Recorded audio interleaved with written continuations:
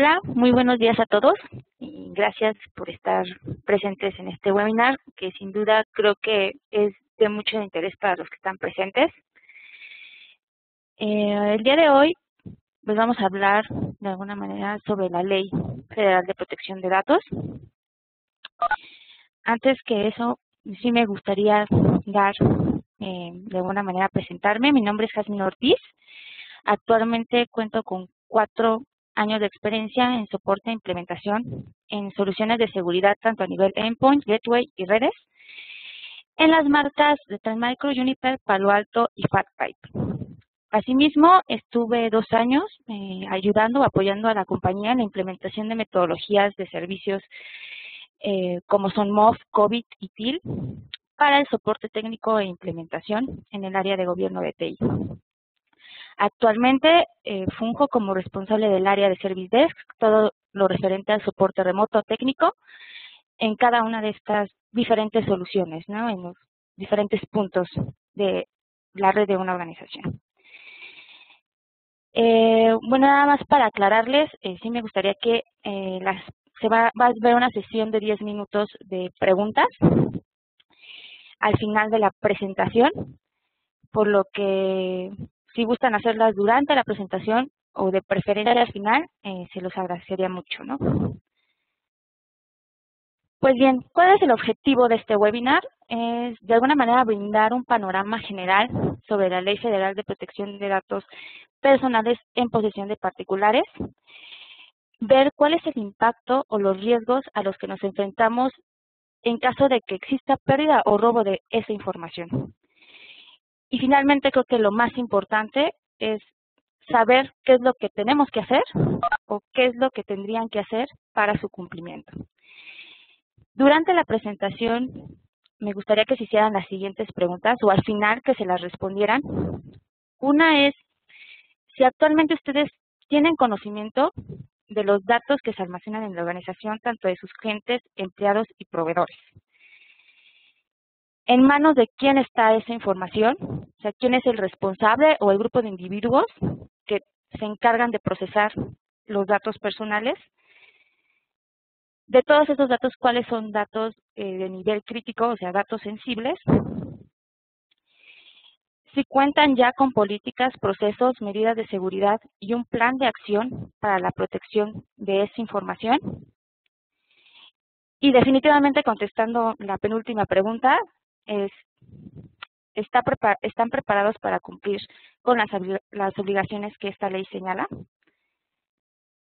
Pues bien, ya teniendo bien claros esas preguntas, sí me gustaría que las tuvieran presentes durante esta sesión.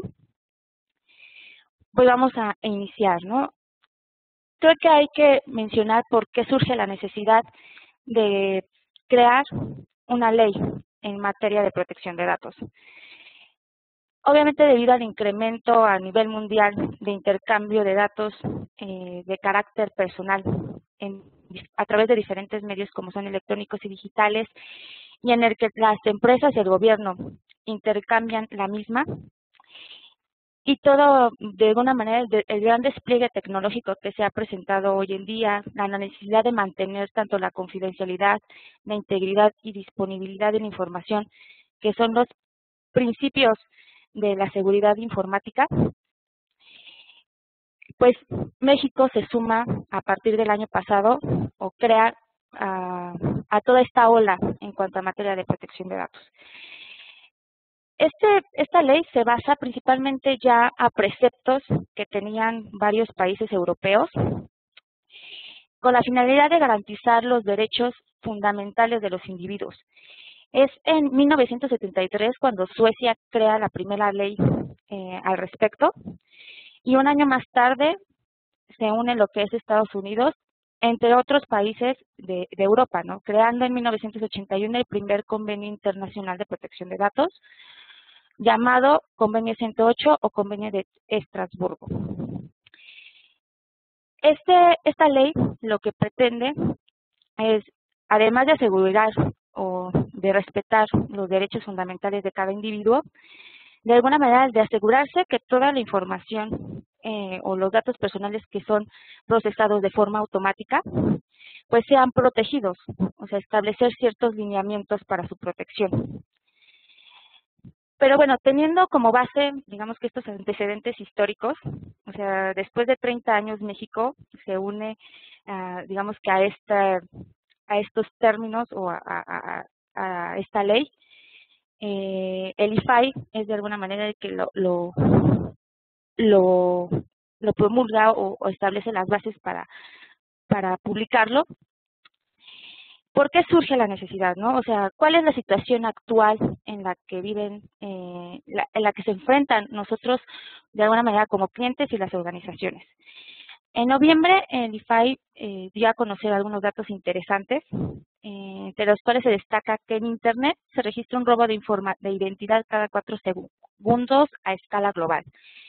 Si a eso adicionamos que pues hemos escuchado, por ejemplo, que se han robado datos personales, por ejemplo, de toda la población de un país, y que en México, lamentablemente, al robar la información la están utilizando para extorsión, para secuestro de las personas.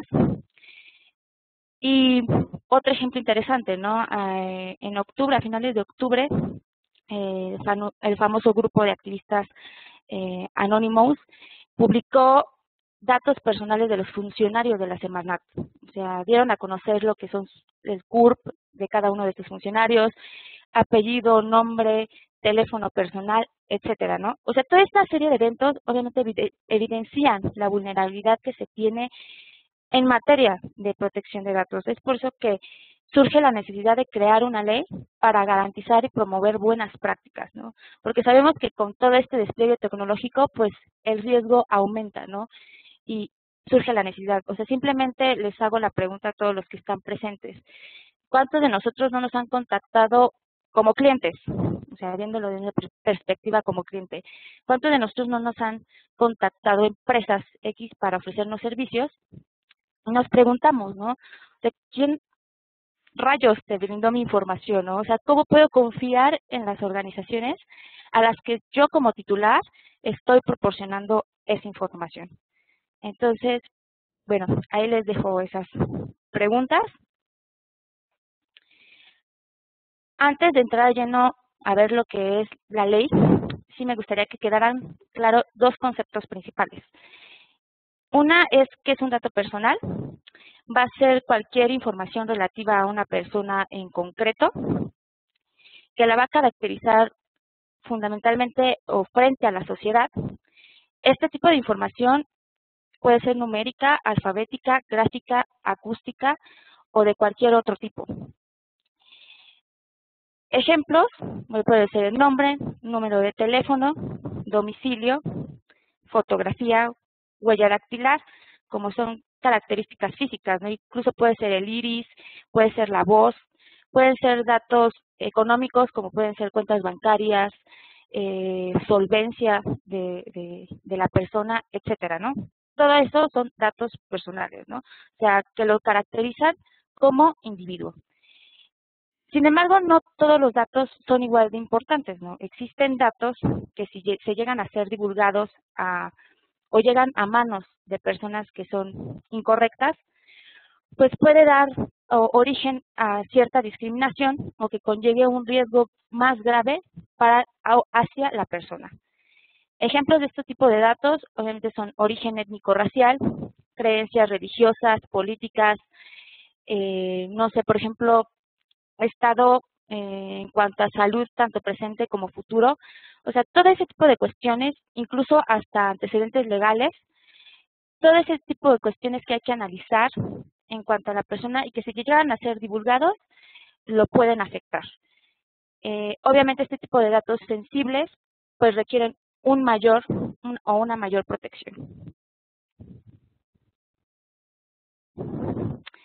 Pues bien, ¿qué es lo que la ley protege? O sea, va a proteger o va a asegurarse que todas las empresas o las organizaciones que tengan en sus manos bases de datos personales, tanto de clientes, empleados y proveedores, tengan las medidas de seguridad adecuadas, ¿no?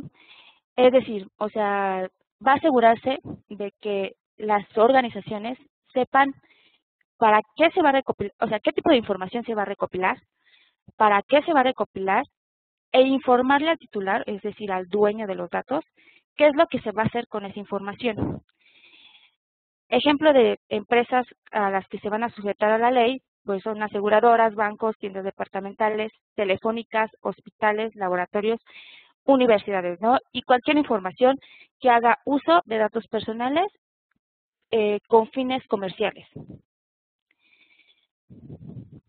Obviamente también se va a asegurar de que la información no sea recopilada por medios engañosos ni fraudulentos. Pero básicamente, de alguna manera, lo que señala la ley es que los titulares tienen básicamente 4 derechos.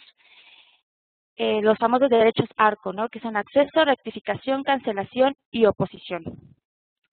Como les decía, el titular es el que está brindando la información, o que de alguna manera ya ha autorizado el uso de su información personal. Él va a tener derecho a accesar a esos datos y al de solicitar el aviso de privacidad. El aviso de privacidad lo vamos a ver un poquito más adelante. En cuanto al acceso se refiere, él puede decir, ok, necesito que me digas qué datos de mí estás o requieres, con qué finalidad los vas a utilizar, cómo es que lo vas a procesar y quién es el que va a utilizar esa información. Ojo, aquí es muy importante que ustedes indiquen si es un tercero o una persona o una organización externa la que va también a procesar esa información, lo tienen que especificar y dar a conocer al titular. Cuando el titular identifique que los datos que proporcionó son inexactos o incompletos, tiene derecho a rectificarlos o a corregirlos. En este caso avisa a la organización y la organización tiene que comunicar a un tercero si es que esos datos rectificados fueron transferidos a un tercero, se los tiene que comunicar a él y él tiene que hacer la corrección. Asimismo, el titular puede cancelar el uso de sus datos personales.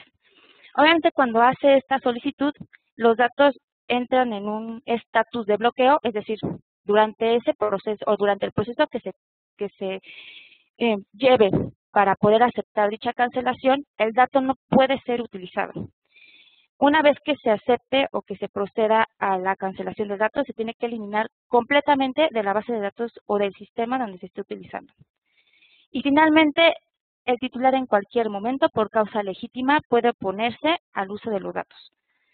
Va a haber un responsable de, digamos que, de proteger o esa información o de dar trámite a esos derechos, que puede negar el derecho a estos, además de los derechos especificados en la ley, ¿no? Con acceso, rectificación, cancelación y oposición. ¿Cuáles son las implicaciones al día de hoy que ya tienen que tener las organizaciones? Una es el de tener o contar con el aviso de privacidad. El aviso de privacidad es un documento, ya sea físico, electrónico, visual o sonoro, que es generado por el responsable. Ahorita hemos hablado de responsable. El responsable es aquella persona física o moral de carácter privado que va a decidir sobre el tratamiento de los datos y que ahorita vamos a ver qué responsabilidades tiene. Este responsable genera el aviso de privacidad, lo tiene que dar a conocer al titular previo al tratamiento de los datos. El aviso de privacidad lo que debe de contener son los siguientes puntos, ¿no? Uno es quién es la persona que va a tratar mi información, indicar cuál es su nombre y cuál es el domicilio de dicho responsable. ¿Para qué van a ser utilizados los datos? ¿Qué opciones y medios tengo para limitar el uso y divulgación? ¿Qué procedimientos puede ejecutar o puede ejecutar el titular para ejercer sus derechos ARCO? Si se va a aceptar o no que estos datos sean transferidos a un tercero, los procedimientos y medios para hacer cambios al aviso en caso de que se hagan, y algo muy importante, especificar si los datos que están siendo recopilados son o cuáles son sensibles.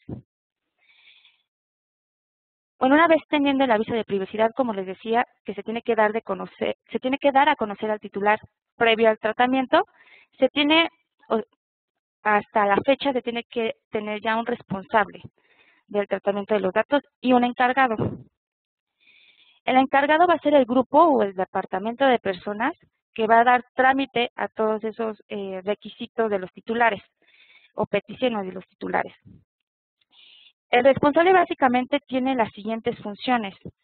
Una es el de asegurarse que los datos sean los correctos, completos y actualizados para los fines con los cuales fueron recopilados.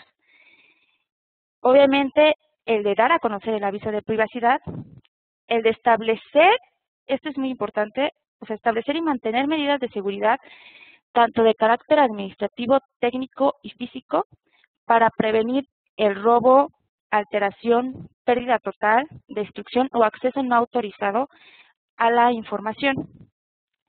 Asegurar, obviamente, con todo esto, la confidencialidad de la misma y designar a lo que va a ser el departamento que va a dar trámite a las solicitudes de los titulares, ¿no? Que sería el encargado, ¿no? El departamento encargado de esa función.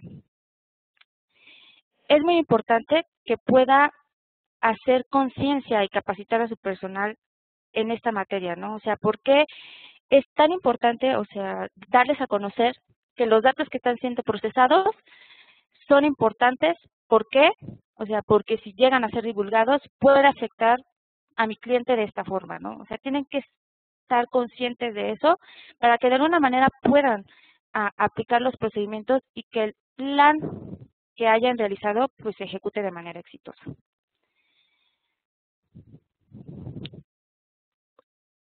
Como les decía, el año pasado, el 5 de julio de 2010, fue publicado en el Diario Oficial de la Federación la Ley de Protección de Datos Personales en posesión de particulares, y todo un año se tuvo para designar a la persona o departamento de datos personales, así como el encargado de la misma, y generar los avisos de privacidad que, como les decía, pues tiene que contestar a ciertas preguntas.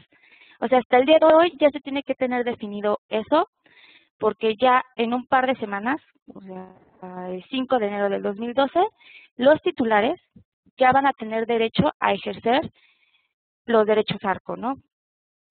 Entonces, digamos que, pues sí, la ley de alguna manera promueve el ejercicio de esos derechos, pero nosotros o como organizaciones tenemos que asegurar la protección de esa información, independientemente de que las personas ya puedan ejercer esos derechos, ¿no? O sea, que yo cuente con ya los mecanismos necesarios, porque en caso de que algún cliente de alguna manera demande o ante el IFAI que cierta organización no le dio a conocer su aviso de privacidad, entonces el IFAI va a empezar a hacer auditorías, ¿no?, de cumplimiento en las organizaciones. ¿Cuáles son las sanciones, no? ¿Cuál es el impacto que tengo al no cumplir la ley? Obviamente van desde multas exorbitantes, esto dependiendo de si los datos que fueron afectados son sensibles, hasta la privación de la libertad, ¿no? Eso es lo que especifica la ley, entre otros tipos de impacto que podemos tener, ¿no? Como es una IVA generativa, etcétera. Aquí lo que me gustaría que se llevaran a la mente, ok, estamos hablando de una ley y sé que la tengo que cumplir, porque yo manejo datos personales de mis clientes, de mis proveedores y de las personas con las que trabajo, ¿no?, del personal de la organización. Pero, ¿cuál es el beneficio que me da a mí el cumplir con esa ley? Creo que es verlo desde esa perspectiva, ¿no? O sea, de una forma positiva, de obviamente yo le estoy dando un valor a mi servicio, le estoy garantizando o me estoy preocupando por la protección de sus datos. O sea, yo le estoy dando el mensaje al cliente, ¿sabes qué? Yo te estoy dando un servicio o te estoy dando una cierta solución, producto, etcétera, pero aparte me estoy preocupando o ya tengo un plan o un sistema protegido que va a evitar la fuga de la información o de los datos que me acabas de proporcionar. Entonces, definitivamente eso proporciona una ventaja competitiva mejora la imagen de la organización y de alguna manera da una pauta, ¿no? O sea, de que eso se ha utilizado en marketing, ¿no? En sí. Entonces, más que verlo como un impacto, como si no cumplo con esta ley, me va a pasar esto, o sea, más bien verlo como algo positivo, ¿no? O sea, que yo le estoy dando valor al cliente, le estoy dando algo más que un servicio en sí o un producto.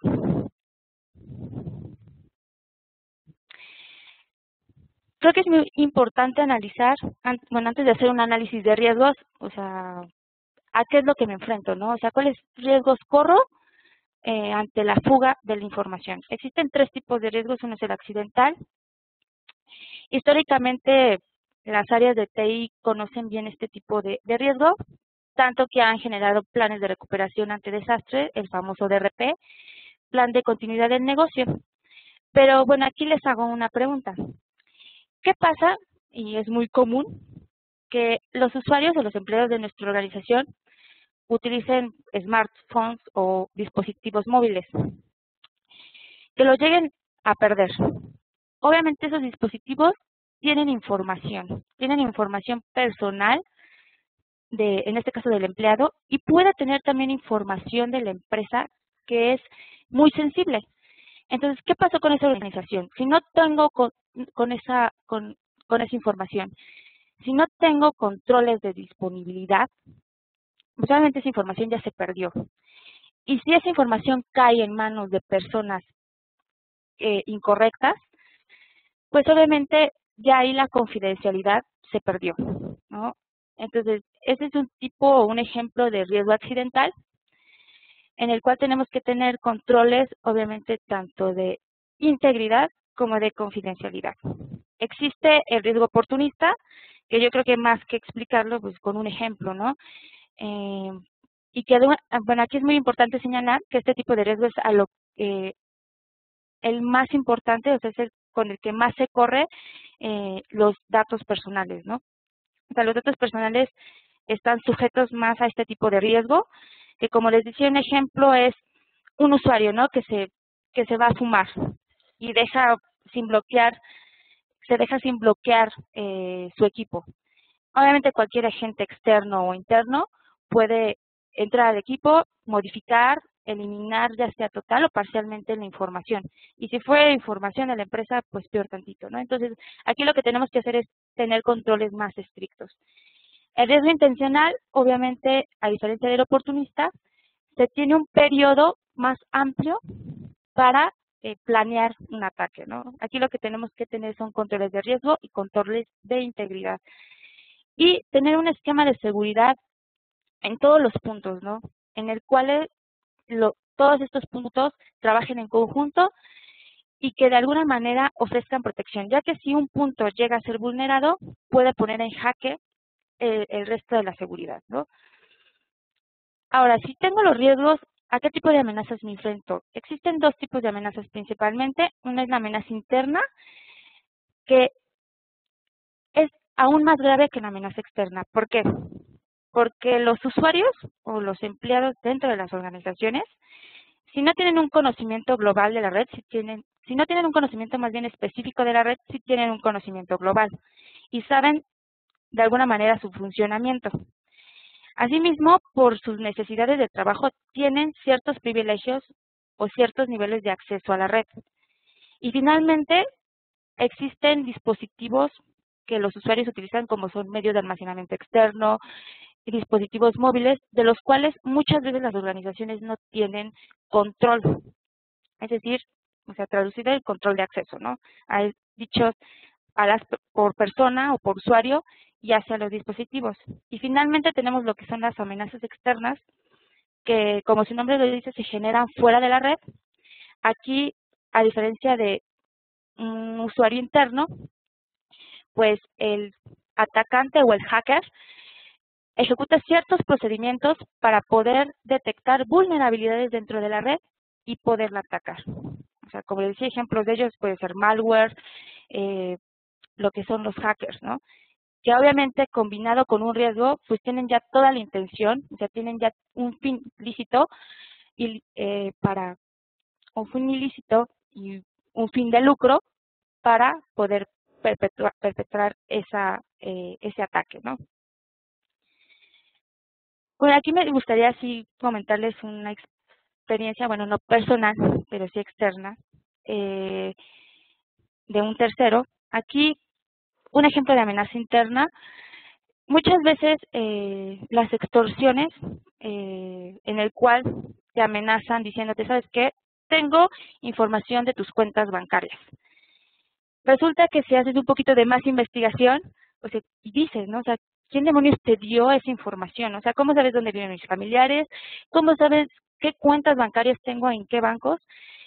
Y haciendo un poquito de más investigación te das cuenta de que las personas que brindaron esa información no fueron personas externas.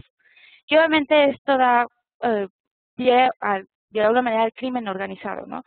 Pero que las personas que brindaron esa información son personas internas a las instituciones bancarias, digámoslo así. Entonces, ahí definitivamente, si no se tienen controles estrictos dentro de la organización, pues da pie a eso, ¿no?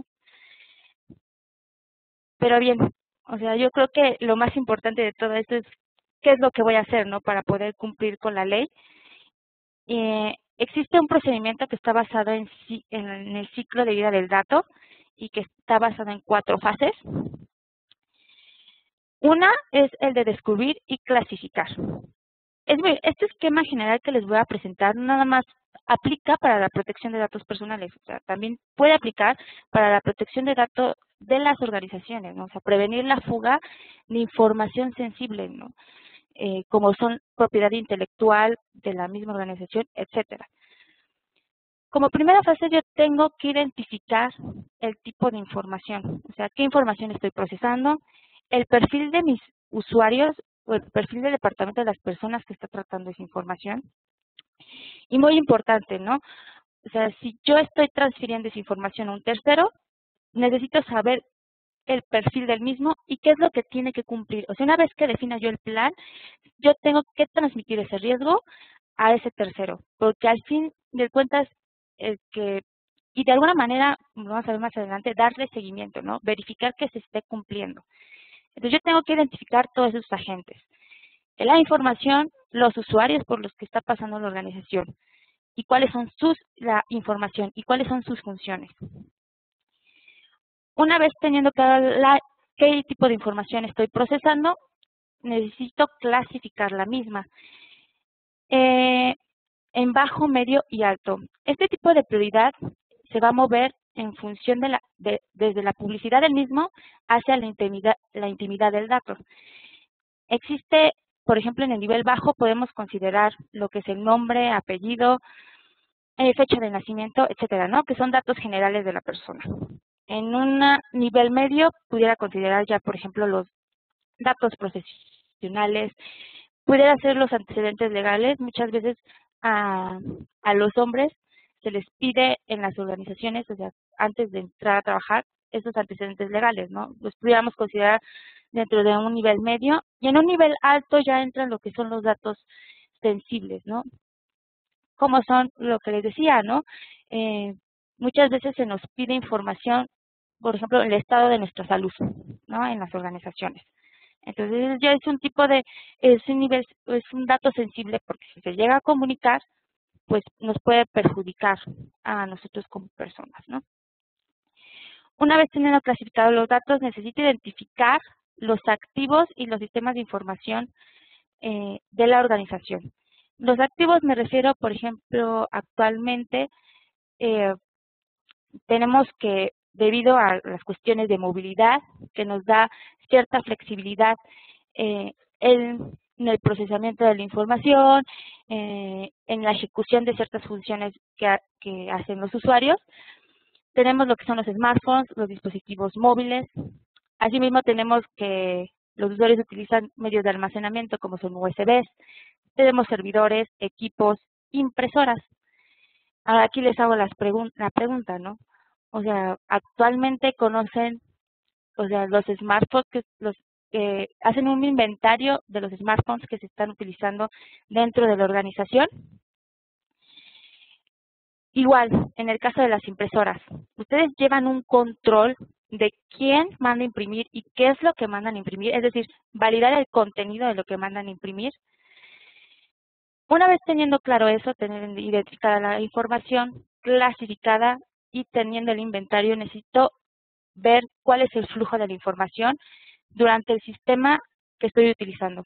Recordemos que un sistema de información utiliza 4 fases, que es la entrada, proceso, almacenamiento y salida. Y que dentro de ese sistema también hay personas involucradas. Entonces yo necesito saber, por ejemplo, que si cierto dato está pasando por cierto sistema, qué personas están tratando ese dato, ¿no? Un ejemplo, generalmente el área comercial maneja información personal de nuestros clientes para poderlos contactar, para ofrecerles servicios, etcétera. Pero pudieran tener ayudantes, ¿no? O en el asistente, o al asistente le pueden encargar, oye, ¿sabes qué? Márcale a tal individuo, ¿no? A tal cliente. Obviamente ahí, si vemos, o sea, ya son 2 personas o 2 tipos de perfiles involucrados en el tratamiento de ese dato. Entonces, todo ese tipo de cuestiones los tengo que tener bien identificados. Una vez que tenga ya recopilada esa información y haga el análisis, pues bien, tengo que hacer un análisis de vulnerabilidades, ¿no? Que es definitivamente un componente clave para, para detectar ciertas debilidades en mis sistemas de información, en mis equipos, etcétera. Una vez teniendo ese análisis de vulnerabilidad, necesita hacer un análisis de riesgo, ¿no? O sea, determinar qué tanto puede ir mal, ¿no? Y una vez que lo determine, estimar los costos que implica el que eso vaya mal, ¿no? ¿Qué información de datos pretendo proteger? ¿Frente a qué lo tengo que proteger? ¿Qué tan importante es para mí, para la organización, ese tipo de datos? ¿Con qué frecuencia puede perpetuarse un ataque? ¿Qué tanta probabilidad existe? Etcétera, ¿no? Todo eso implica un análisis de riesgos.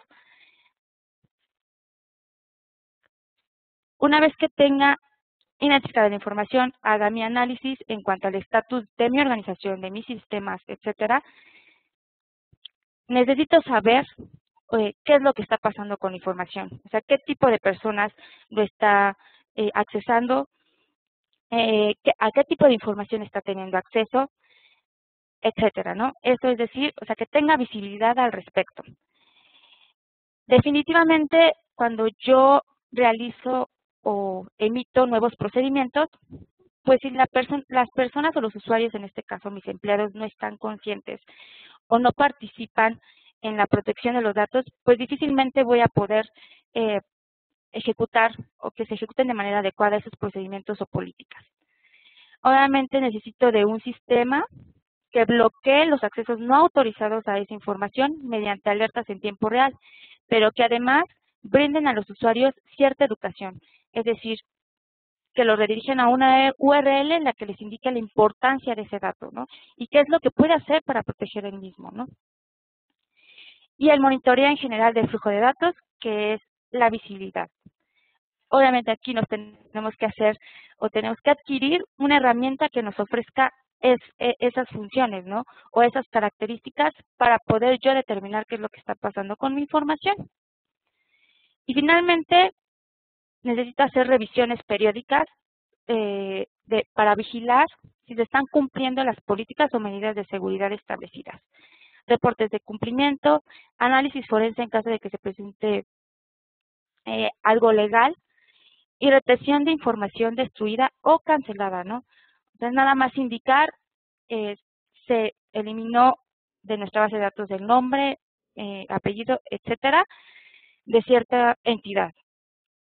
Una vez que tenga todo esto, que de alguna manera va a ser de forma continua, o sea, siempre que adquieran algún tipo de información, necesita hacer otra vez nuevamente todo este tipo de proceso, ¿no? O sea, pasar por estas fases.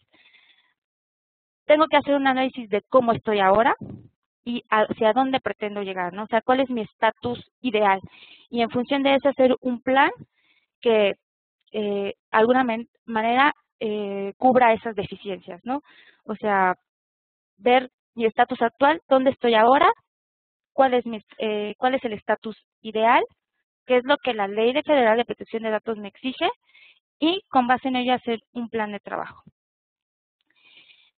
Bueno, aquí les comento, o sea, el IFAI mencionó que este mes iba a liberar el reglamento de la Ley Federal de Protección de Datos. Sin embargo, ahorita está sometido a discusión con diferentes empresas que van a estar involucradas. Y bueno, dicho reglamento va a difundir los mecanismos y controles que les va a ayudar a las organizaciones en el cumplimiento de esa ley. Hay un anteproyecto, pero de alguna manera todavía falta reestructurarlo más, ¿no? Y que se adecue a las necesidades de las organizaciones. Pues bien, en conclusión, lo que les decía, ¿no? O sea, la Ley Federal de Protección de Datos es algo que se tiene que hacer, o sea, es un deber, pero veámoslo como una perspectiva positiva, ¿no? Para la organización. Obviamente nos va a brindar seriedad, hacer un diferencial, o sea, hacer una propuesta de valor hacia nuestros clientes diciéndoles o vendiéndoles la imagen de que estamos preocupados por la protección de su información. Dar a conocer el aviso de privacidad y designación de responsable de protección de datos que ya se tiene que tener al día de hoy y que en el IFAI hay una liga o una guía o ya existen 2 guías para generar el aviso de privacidad y designar al responsable de protección de datos. Obviamente, la finalidad de esta ley es garantizar la privacidad y confidencialidad de la información personal por medio de medidas de seguridad. O sea, lo que les decía, son físicas, de carácter administrativo y que sobre todo tiene que estar apoyado por el director general. O sea, porque muy difícilmente las personas lo van a poder ejecutar o lo van a hacer propio, ¿no? Realizar obviamente un plan de trabajo. O sea, ya sé que tengo que cumplir con esta ley, pero ¿cómo lo voy a lograr? Obviamente basándose en las 4 fases que les indicaba, ¿no?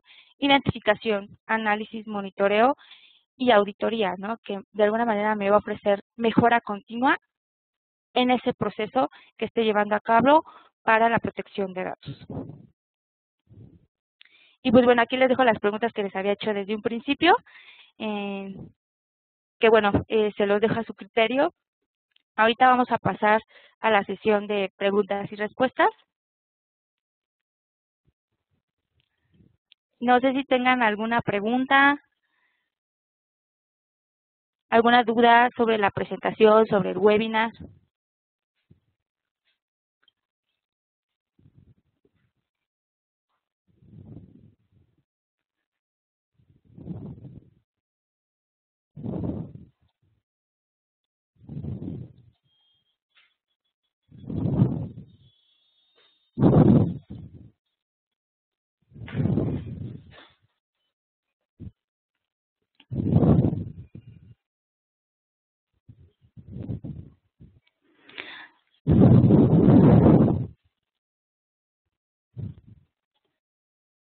Ok, bueno, aquí la persona indica que no hay dudas, que fue muy interesante y muy ilustrativo. No sé si tengan alguna pregunta, alguna duda.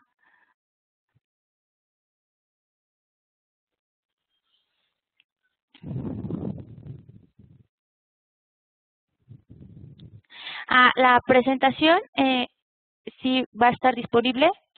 Posteriormente les mandaremos una liga sobre la misma para que pues tengan oportunidad de revisarla más a detalle, ¿no?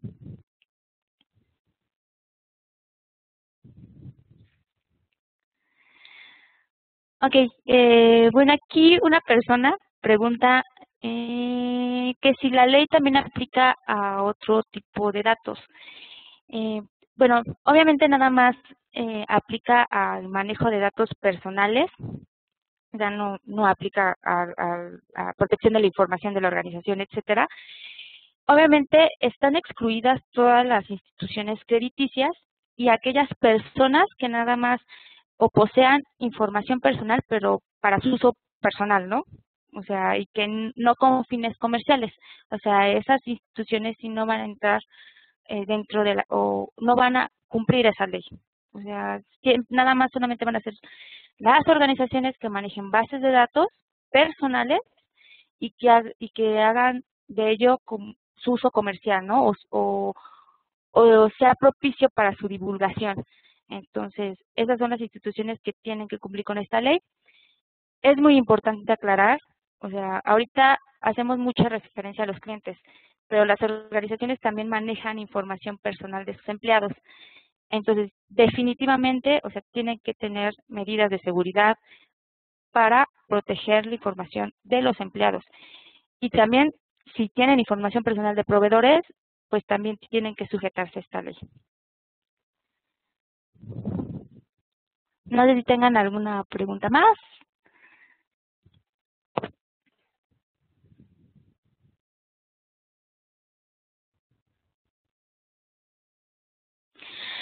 Aquí preguntan, ¿qué pasa cuando existe una ley que de alguna forma te obligue a tener información personal?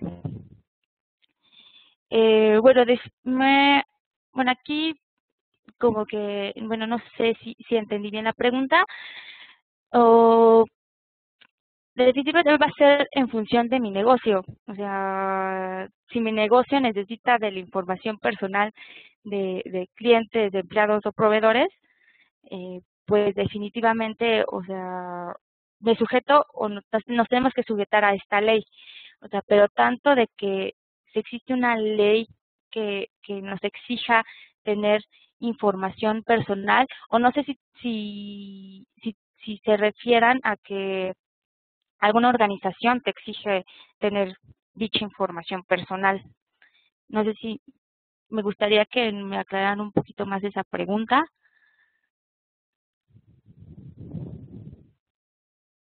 Y obviamente si existe una ley que obligue eso, pues necesitamos dar a conocer el aviso de privacidad, ¿no? A los titulares o a los que con los que estemos recopilando la información, porque como les decía, o sea, no es el de nada más cumplir con la ley, o sea, tengo que garantizar la protección de cualquier tipo de información, independientemente si sea personal o de la organización, ¿no?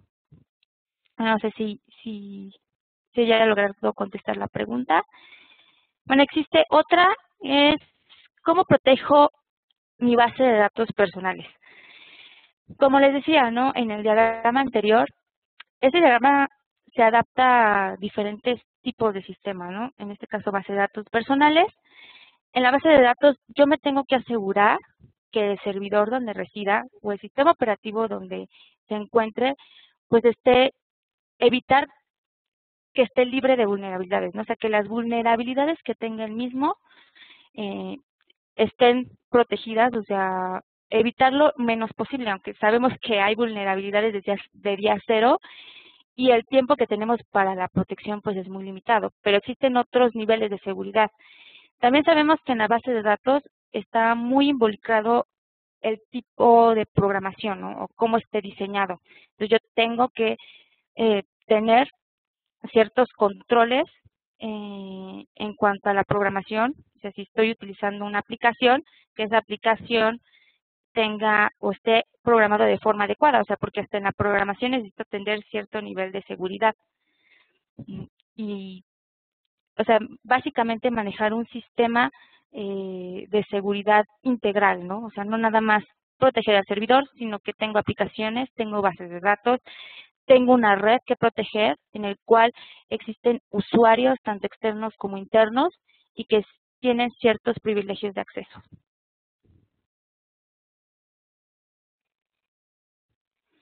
Entonces, bueno, creo que damos por concluido el webinar. Al final de la presentación, bueno, aquí les dejo algunas ligas interesantes en el cual pueden, en la página del IFAI, pueden acceder a la Ley Federal de Protección de Datos en posesión de particulares. Obviamente este fue un resumen. Se obtuvo lo más importante de la ley. Obviamente allí existe cuáles son las sanciones en caso de no cumplir qué cosa, ¿no? Y bueno, aquí les dejo el link para la guía, para realizar la guía de aviso de privacidad y designación del responsable del Departamento de Datos Personales. Y mi correo electrónico en caso de que tengan cualquier duda adicional, o sea, igual cuando tengan un poquito de más de tiempo en revisar la presentación con más detalle, perdón, eh, pues ahí les dejo mi correo electrónico para que me contacten en caso de cualquier duda. Entonces, muchas gracias eh, por su participación, por acceder al meeting. Espero que les haya sido de su interés y que tengan un buen día.